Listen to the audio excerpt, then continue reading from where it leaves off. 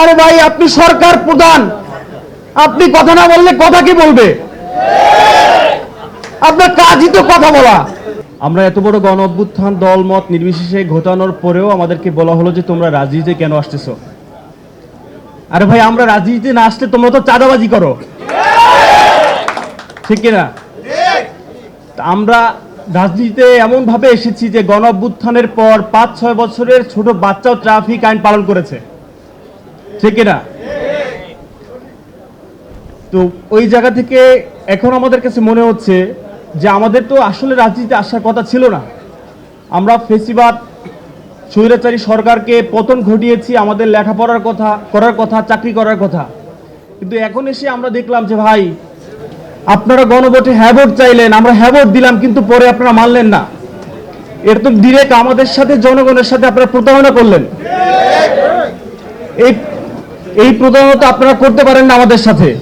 তো ওই জায়গা থেকে মনে হয় যে আসলে গণ অভ্যুত্থান ঘটানোই শেষ আমাদের কাজ না, ইনসাফের পক্ষে লড়ে যাওয়াই আমাদের কাজ। নাহিদ ভাই এখানে নাই, আমার স্পষ্ট মনে পড়ছে যে ভাতের হোটেলে বসে সবাই প্যান্ট পরা, নাহিদ ভাই লুঙ্গি পরা, কেন বলেন? মনে নাই আপনাদের? নাহিদ ভাই লুঙ্গি পরা ছিল, উপরে পেপারের দিয়ে পড়তে ছিল, মানে স্ক্রিপ্ট বানাইয়া পড়ানো হয়েছিল যে আন্দোলন আমরা মেনে নিছি, কিন্তু দুর্বল স্ক্রিপ্টই ছাত্র জনতা বুঝতে পারছে। আমি যদি ভুল না করে থাকি, আসিফ ভাই পা দিয়ে ঠকঠক করেছে স্টুডেন্ট হেল্প। আমি যদি ভুল না করে থাকি, সার্জিস ভাইয়ের আঙ্গুল এরকম ছিল। সে সময় কিন্তু সবাই বলেছিল যে সার্জিস কিন্তু এটা বুঝাচ্ছে যে বন্দুকের সামনে রেখে আমাদেরকে পড়ানো হচ্ছে। কিন্তু এখন এই সার্জিস ভাই, আসিফ ভাই, নাহিদ ভাই গলা ফাটাইয়াও যদি বলে যে আপনারা কিন্তু জনগণের সাথে প্রতারণা করছেন, ওই সময় হাতের ইশারাই অনেক শক্তিশালী ছিল, কিন্তু এখন গলা ফাটাই বললেও তারা বিশ্বাস করতেছে না। সুতরাং আজকে যদি আমরা বলি যে আমরা হাদি হত্যার বিচার চাই, তাহলে এক দলের গা জ্বলে পড়ে উঠি, কেন ভাই? আরে ভাই, হাদিবার বিচার চাইতেছি, বাংলাদেশে দিবালোকে একটা মানুষকে গুলি করে মারলো, সেই মানুষটার জন্য আমরা বিচার চাই, এটাতে জ্বলে পড়া কেন হবে? কোন কারণে হবে? তার মানে আপনারা দিবালোকে মানুষকে গুলি করে মারুক, এটার পক্ষে আপনারা? সো কথা ভুল ত্রুটি হতে পারে, আমি একদমই ছোট, নতুন, আপনাদের সাথে এই সংগ্রাম আমি চালিয়ে যাব এবং আমার জায়গা থেকে আমি হাদি হত্যার বিচার চাই, এটা আমি সব জায়গায় চেয়েই যাব। কারণ আমি যখন দেখেছি, আমি যখন শুনেছি যে হাদিকে গুলি করার পাশাপাশি কাফিকেও গুলি করার অর্ডার ছিল, আরে ভাই আমি কি করেছি? অন্যায়টা করেছি কি? আমি স্বৈরাচার হাসিনার এগেইনস্টে কণ্ঠস্বর চালিয়েছি।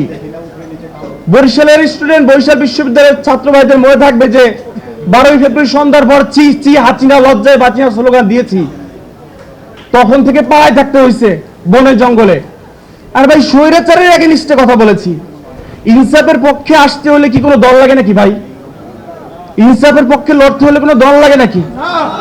আমার কাছে মনে হয়, আমি যে এনসিপিতে যুক্ত হলাম, আমার কাছে মনে হচ্ছে না যে আমি কোনো পার্টি যুক্ত হলাম, কারণ আমি তো আগে থেকেই এনসিপি। মানুষ সত্যের পক্ষে কথা বলবে, তার অধিকার ফিরে পাবে, ইনসাফের পক্ষে লড়ে যাবে, হাদি হত্যার বিচার চাবে, এটা তো এনসিপি রিলেটেড। সো বেশি কথা বলবো না, আবার আমাদের উপর থেকে মানে হচ্ছে কথা না বলার একটা অভ্যাস। আরে ভাই, আপনি সরকার প্রধান, আপনি কথা না বললে কথা কি বলবে? আপনার কাজই তো কথা বলা। গণ অভ্যুত্থানের পর 5 বছরের একটা ছেলে, সে যদি ট্রাফিক আইন পালন করতে পারে, আপনি রাষ্ট্রপ্রধান হয়ে আপনি চুপ কেন? ইনসাফের বাংলাদেশে, তরুণদের বাংলাদেশে চুপ থাকা চলবে না। ইনকিলাব, ইনকিলাব, ইনকিলাব, ইনকিলাব।